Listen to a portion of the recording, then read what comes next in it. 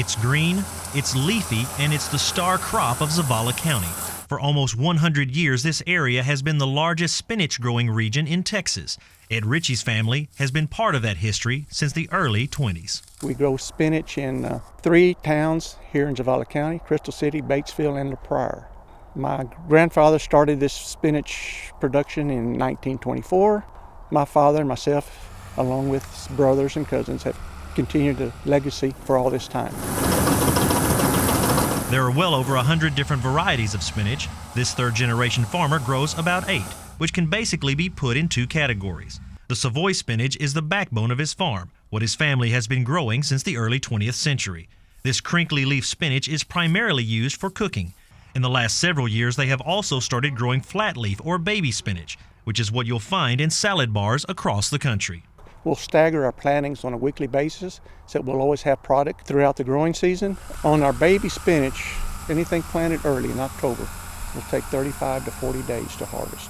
The Savoy, which is planted about the same time, will take almost 55 to 60 days. Tito Tres Farm grows fresh market spinach, which means no leaf will ever see the inside of a can. Everything they harvest is shaken, inspected, put into containers, and cooled, ready to load onto trucks bound for grocery stores and more. It was all hand harvested till about 12 years ago. Because of the labor supply, we gradually changed over into the mechanical harvest. Some days you'd have more than enough help. Other days you wouldn't have enough to complete the orders. The winter garden area of southwest Texas is perfect for growing spinach, as well as other leafy greens. By the 1940s, with the help of a Del Monte plant in Crystal City and a certain cartoon character, this region was dubbed the spinach capital of the world, with over 40,000 acres of the vegetable being grown.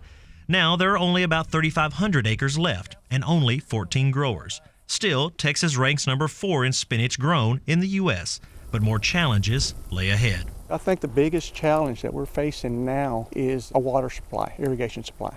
We're going into 7th year of a drought. We're liable to break the record of the 1950s drought. The Nueces River, which we depend on a lot for our recharge, hadn't flowed since '07. The recent health craze has boosted the demand for spinach, and Ed is happy to help. He is proud to grow a safe, healthy, and beautiful vegetable for all to enjoy. For TFB News, Ed Wolf, La Prairie.